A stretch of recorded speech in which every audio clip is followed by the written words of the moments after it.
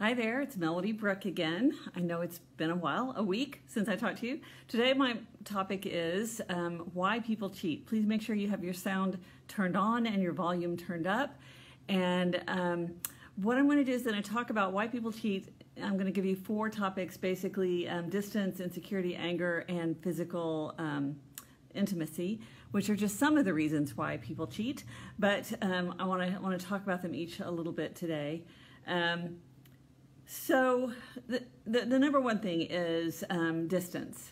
Why is it that we have distance in our relationships? Well, sometimes that's physical distance, where we actually are living in a different state, or our spouses are away on travel for long periods of times. That kind of distance can set us up for the risk of our partner or ourselves cheating, because we get lonely. We get lonely and we feel disconnected, and while we may be committed to our partner, that loneliness can sometimes, or our sexual drive can sometimes force us into a situation where we feel compelled to cheat.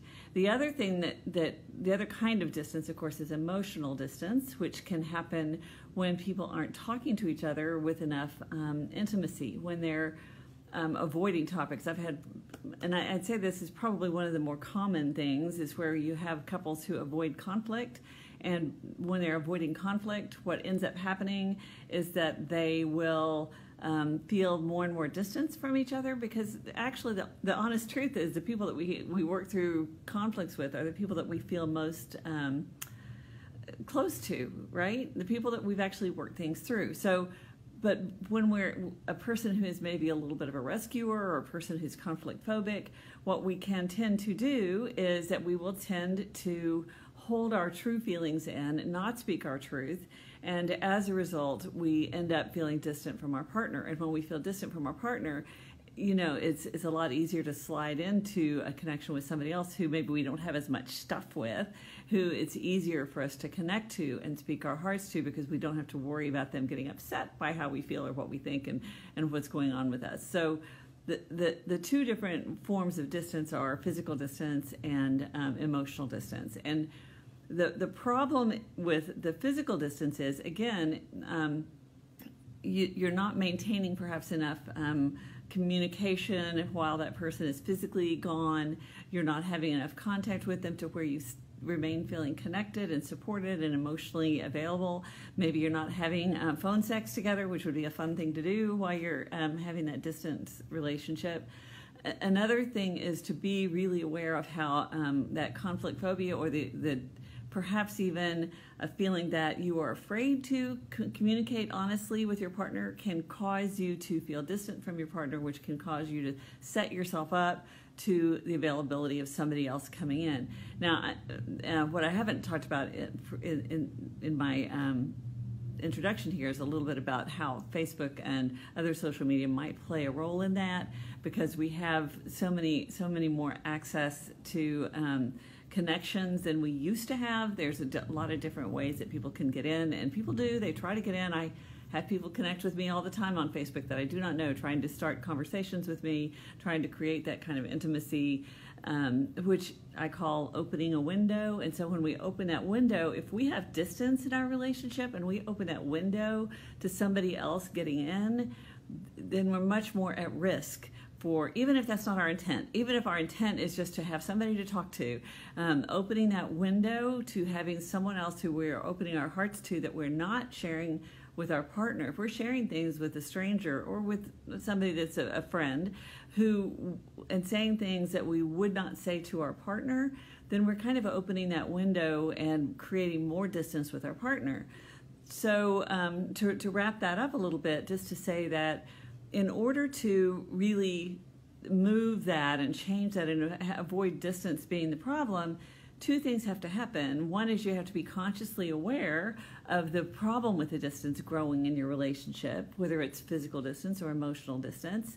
And if it's physical distance, there are things you can do. You can have phone sex. You can increase the number of face-to-face contacts you have through FaceTime or Skype or whatever virtual reality you might be able to pick. Find a way to have more frequent contacts and be willing to share what you're experiencing not just the day-to-day activities, but how you're feeling that day. At the end of the day, be willing to say, I really had a hard day today. I'm really stressed out. I really missed you. Or, those things that are from your heart that will help you to connect more emotionally with your partner when they're a long ways away. Secondly, if it's something that's happening and you're feeling distant from your partner emotionally, take ownership of that and go to your partner. And what I tell my clients is, get skin to skin, get naked together if that's at all possible, and allow yourself to have that time together where you feel that skin to skin contact. Skin to skin contact allows you to release oxytocin and have a feeling of closeness, even if maybe you're intellectually thinking that you're not that close, but it gives you that sense of being close when you allow yourself to have lots of skin-to-skin contact. The other thing is to be willing to be courageous enough to speak your truth and tell somebody what's going on with you. What are you hurting about? What do you feel conflicted about? What is bothering you that this person might be doing and that they may not even know they're doing? Talk about what's going on with you. Share your emotions. Share your heart, even if it's difficult. Because as I say to my clients on a regular basis, you have to risk the relationship in order to have one. So you have to be willing to make those difficult conversations in order for things to be different. So, again, our topic today is why do people cheat in relationships? And make sure that you have your volume turned on, your sound turned on, your volume turned up. And so now I'm going to talk, I've just gotten through talking about the distance that causes problems in relationships. Now I'm going to talk a little bit about the problem of insecurity that happens in relationships. So what I mean by insecurity, when I'm talking about the potential for cheating, is that when we feel insecure about our own looks, maybe we're getting older, maybe we've gained some weight, maybe for men, oftentimes that insecurity can happen around employment in some way, or not feeling good about yourself, basically. So if you're in a situation where you start to feel some lack of confidence in yourself, it makes you more vulnerable, again, to somebody getting in through that window, because if somebody is really good at flattering you, making you feel good about yourself, building you up, when you're in a place where you're not feeling good about yourself, and maybe your partner's not so good at flattering you and making you feel better about yourself, because sometimes that happens in relationships because we tend to be so much more critical of our partner than we do of other people in our lives, because our partner matters more than what they do and don't do. It matters more to us than what a stranger does and doesn't do. So when we are feeling insecure, or noticing even that our partner is feeling insecure in some way, maybe they're feeling insecure physically, maybe they're feeling insecure emotionally, maybe they're feeling insecure about their job status, their financial status, that can make them vulnerable to somebody getting in and flattering them. So one of the ways to help work with that and make that be different is to take the time to really be aware of what your partner might be experiencing, and be aware of what you might be experiencing. Are you feeling insecure in some way? In what ways are you making yourself vulnerable to the possibility of somebody else getting in? And is your partner feeling insecure? And if they are, talk to them about that and maybe find ways to help them with that. Explain to them what you value about them. Make sure you give them plenty of affection, and make sure that they feel wanted. And if they're not feeling wanted, talk about that and see what you can do to help each other get past that insecurity as a way to move forward in your relationship and start to shift things around so that the vulnerability is less there. Okay, so, man, I might be going through these a little bit fast. I don't know. I haven't checked on my time. I am going through them kind of fast, so maybe that'll give me some more time to talk about them at the end. So far, today our topic is talking about what makes people cheat in their relationships. And I'm just going to cover a few of them. But the ones that I see a lot in my practice and the ones where I see people having to work through to get back to finding each other. The first of which is distance, the second is insecurity, and the other ones are, what are the other ones? Anger and physical intimacy, which I'll probably have a lot of time to talk about that in the end, which I think will be good. So the second thing is to make sure you have your volume turned up, make sure that your sound is turned on, and today, again, we're talking about why people cheat. So I've already talked about distance, and I've talked a little bit about insecurity and how those contribute to the possibility of opening that window to another person coming in and providing an opportunity to be unfaithful. Anger is a really tricky one, because what happens with anger, I was just listening on NPR today. They were talking about anger and how that affects us, and how there are different kinds of anger and how we experience that anger differently depending on who we are and how we're culturalized. And one of the things I'm aware of is that when you have a partner who is prone to anger and is prone to yelling and screaming or shaming and loudness and perhaps even physical aggression, that can cause you to feel really insecure and less than and afraid and unsafe. And that is a setup for letting somebody else come through that window to intimacy, because there's nothing to shut down intimacy like anger does.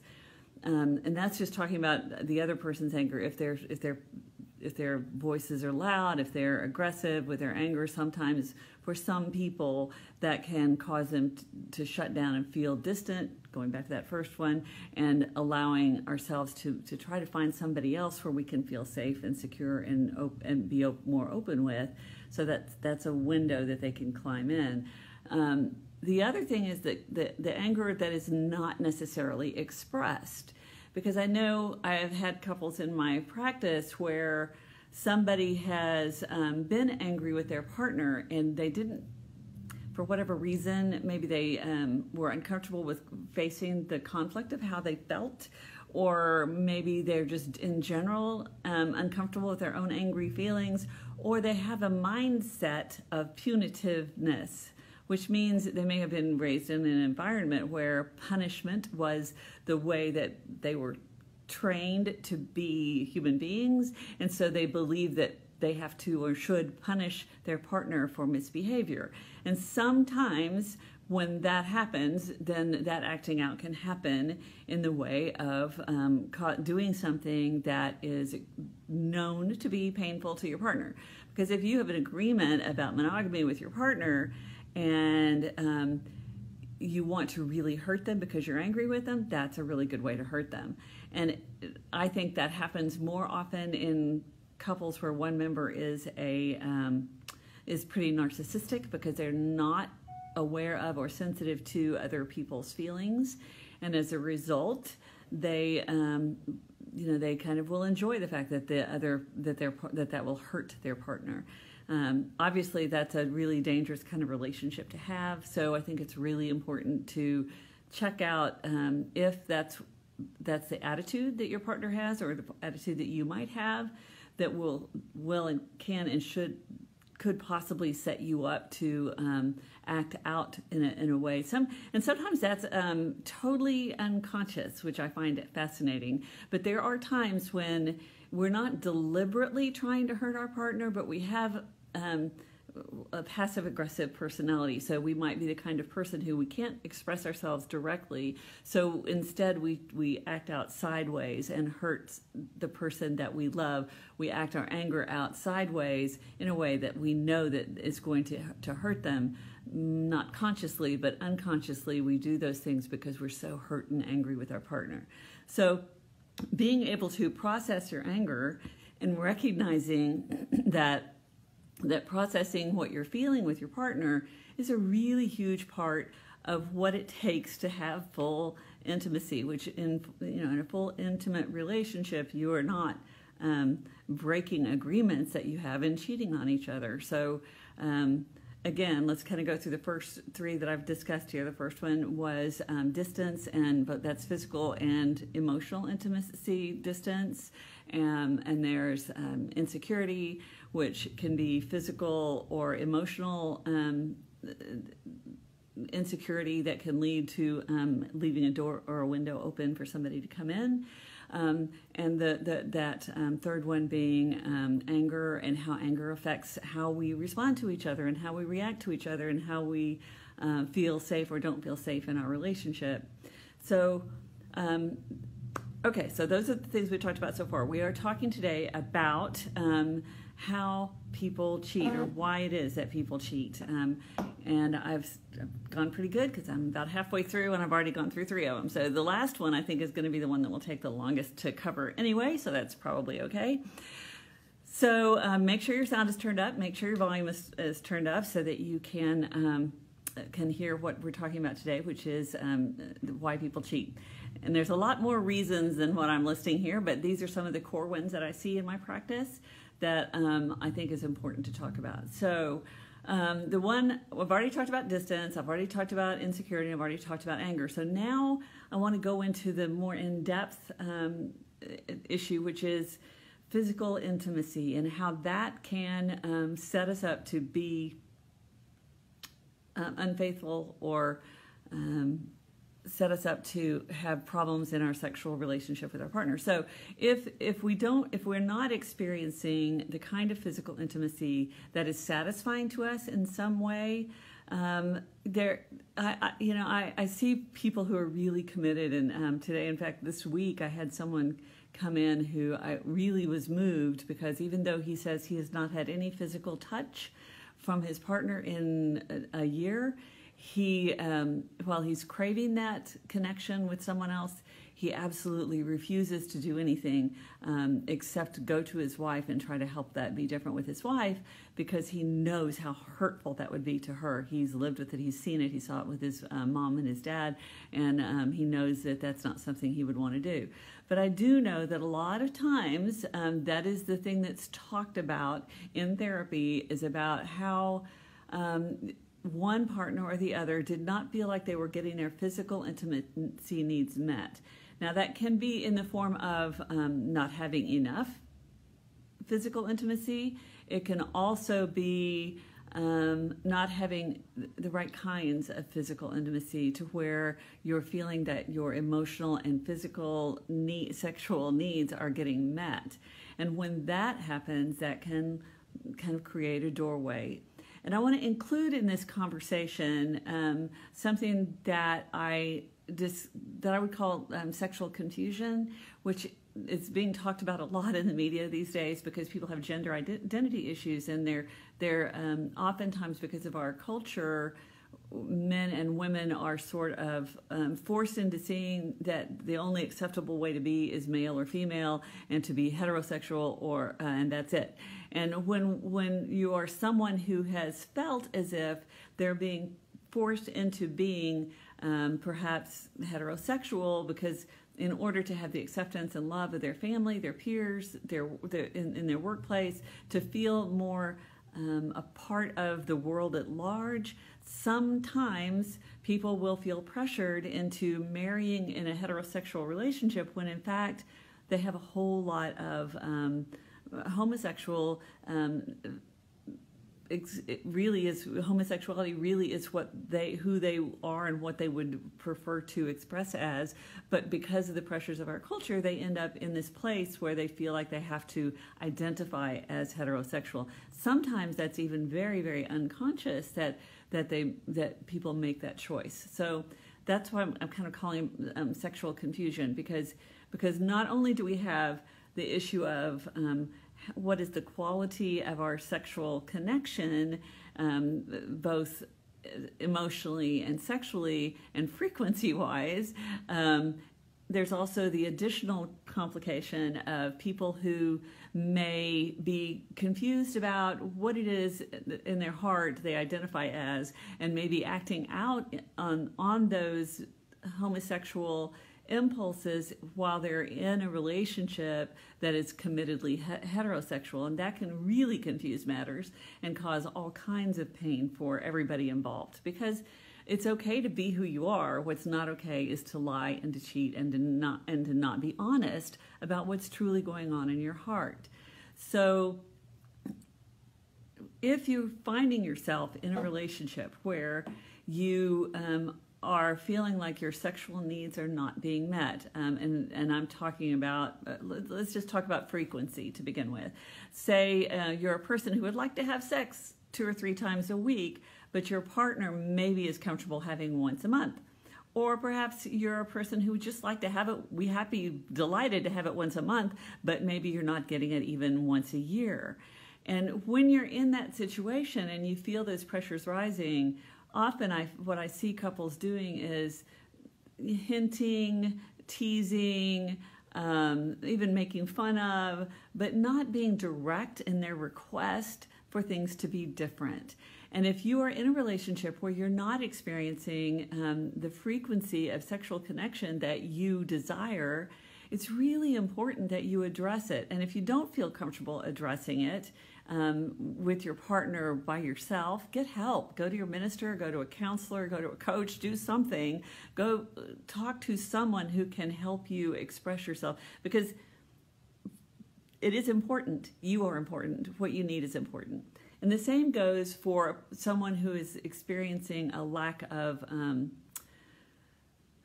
sexual satisfaction in their relationship. And I know for women, it's very difficult for us sometimes to express what we need sexually, and it's very difficult for us to be able to talk about what we're feeling, because a lot of times we're culturalized into feeling that what we want, what we feel, what we need is irrelevant, or at the very worse than that it's shameful to want to feel those sexual feelings. All of which sets you up to feel more sexually distant from your partner, and sets you up to try to have opening that window again for somebody else to get in who's maybe willing to try to do that without you having to talk about it and without having to go into all that detail. So if you're in a relationship where you're not getting your sexual needs met, it's in terms of sexual satisfaction, is just as important as it is if you're not getting the frequency that you would like to have. But you have to be willing to be courageous enough to bring that up and talk about it. And I know that's not an easy thing to do. I would say, just as a word of caution here, to make sure that when you do bring that up, you don't bring it up in the moment of the sexual relationship. I think it's really important to talk about that before you get to the intimate moment, because if you're trying to talk about it in the intimate moment, too many feelings are there. It could be way too raw, too sensitive. Try to find a time outside of your intimacy time to address that issue with your partner, and do it lovingly and in such a way as you're not blaming them, but where you're saying, look, there are some things that I would like to be different in our sexual relationship. Can we talk about what we could do differently? And again, if you don't feel comfortable doing that with your partner, get some help. Go to a therapist. Get some help talking about that. But do not pretend that you don't have those needs. Do not, to me, that's basically lying to your partner that everything is fine, even when it's not. And it's really important for you to be honest and open and allow yourself to speak your truth with the level of intensity that it deserves, so that you can have the kind of relationship that is a safe relationship, meaning you or your partner aren't at risk of acting out sexually in some way. So to come back to the sexual confusion piece, that one is a little more complicated, because when you have a partner or yourself who are experiencing confusion about whether you're heterosexual or homosexual or bisexual perhaps, and you haven't explored that with each other, you haven't talked about it openly with each other, it can come as a really painful thing to actually discuss with your partner. If you don't feel comfortable doing that by yourself, please find a safe person, a therapist, a coach, somebody, a minister that you do feel comfortable sitting down with and saying, hey, I'm having these feelings that I don't understand, or I'm pretty through that, we can begin to open the door for communication that can change the nature of the relationship.